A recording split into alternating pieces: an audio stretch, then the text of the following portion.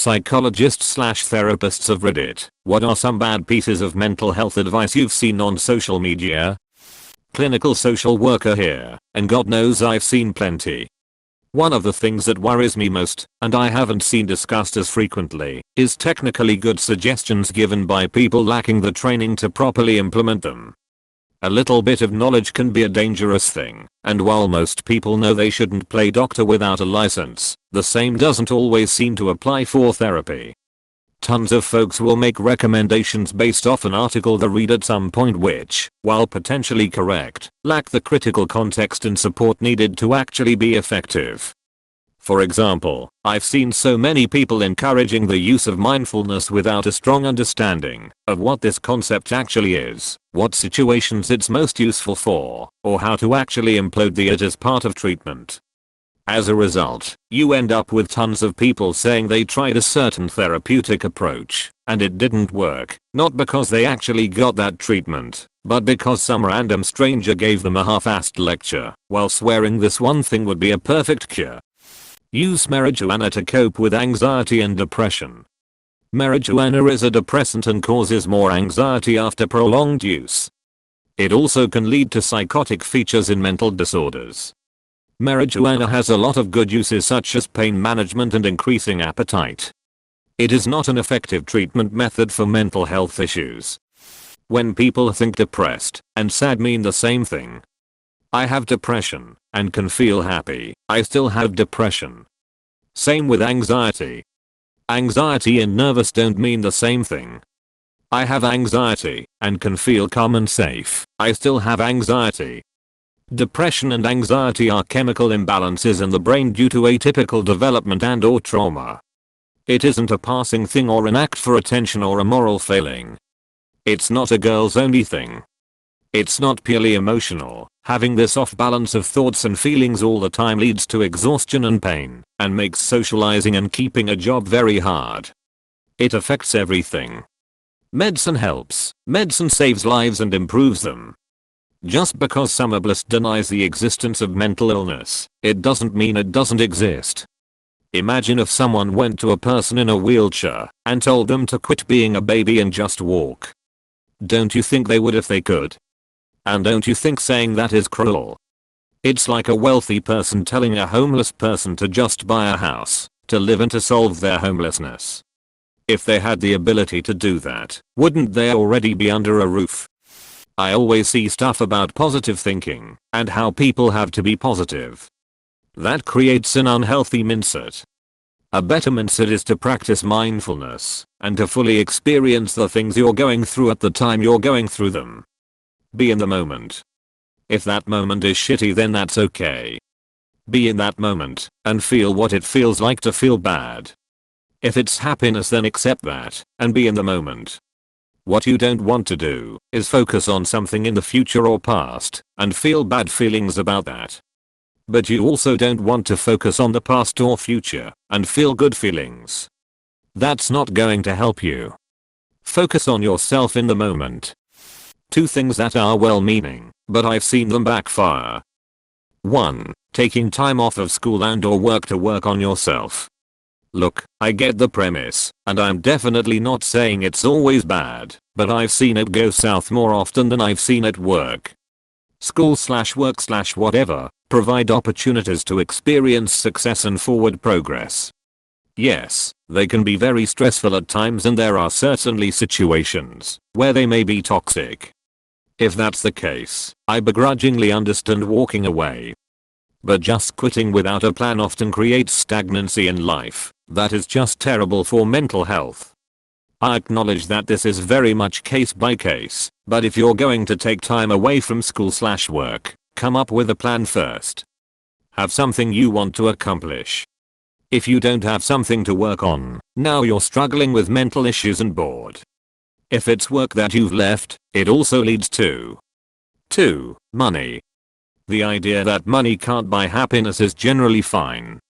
The idea that worrying about money is shallow, or that money doesn't matter, is fucking stupid. I work almost exclusively with low-income clients, and I've heard plenty who feel like they're being vain because they're stressed about money. I'm very straightforward in telling them that the people who claim money isn't important are either rich or delusional. Low income correlates with higher rates of depression, chronic stress, poorer health, less access to healthcare services, and just about everything else you don't want. Money matters, and telling people that they shouldn't worry about it is incomprehensibly misguided. Not a psychologist, but I do help run a suicide support/advice blog. A lot of people have said that they've been told diet, exercise, and yoga. Also that it's all in your head. Everything happens for a reason, don't let it get to you. Absolutely not the right advice to give someone, and actually can make things a lot worse. I appreciate the sentiment, but it can come across as very hurtful and maybe even vindictive when said in certain scenarios. On the flip, one of the best pieces of advice I ever received was from my therapist. This was in the pits of depression after someone had sexually assaulted me. She said that essentially I was holding on to a debt that would never be repaid, and that in the end, the debt would only hurt me and not the person who owes me. It is best to write it off as bad debt and move on. Actually saved my life, that one piece of advice. Not a psychiatrist, but a social worker. A lot of my clients have mental health struggles and are working with me because they have lost custody of their children.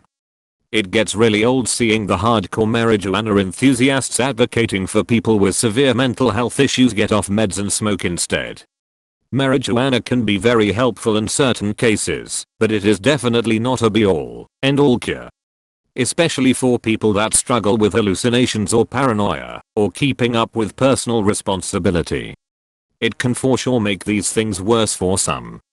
I'm glad that my state legalized, but it's frustrating to see a client making good progress on getting stability and make steps to progress their life, and then get convinced by someone with no medical background to stop taking the meds that are helping them in favor of just being stoned all day. I smoke to relax. But I don't pretend that if I just smoke more weed I can throw my albuterol and Wellbutrin in the trash. I need those things to have a good quality of life. Cut toxic people out of your lives.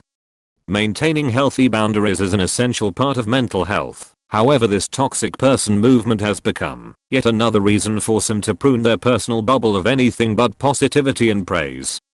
I have many friends, colleagues, and clients who only date according to algorithms, shop according to algorithms, and interact in social media according to algorithms. When a person enters their life with a viewpoint, opinion, or mindset that is challenging, eccentric, or confrontational, they are overwhelmed. Often these individuals are the ones who pride themselves the most in their openness to different cultures, but only insofar as it is positive, and not personally challenging.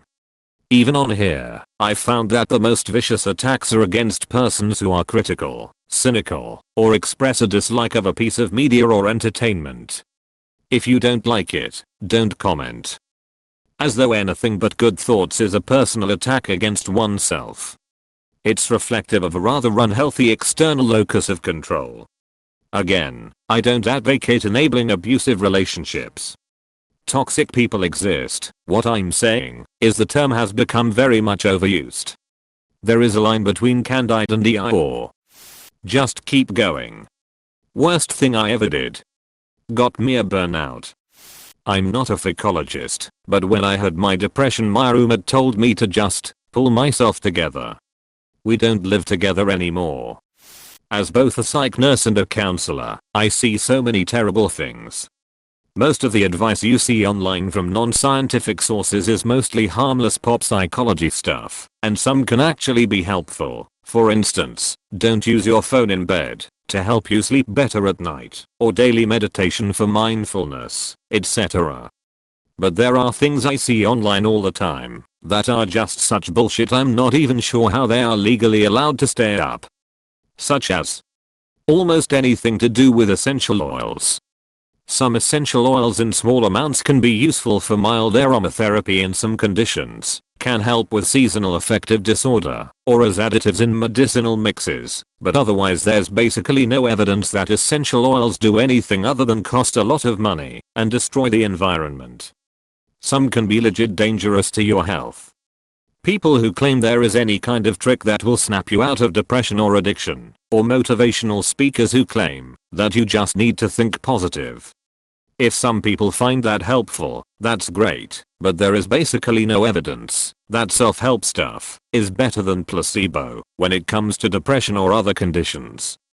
Anyone who tells you that you just need to get over it is full of shit and doesn't actually understand what it means to process something difficult.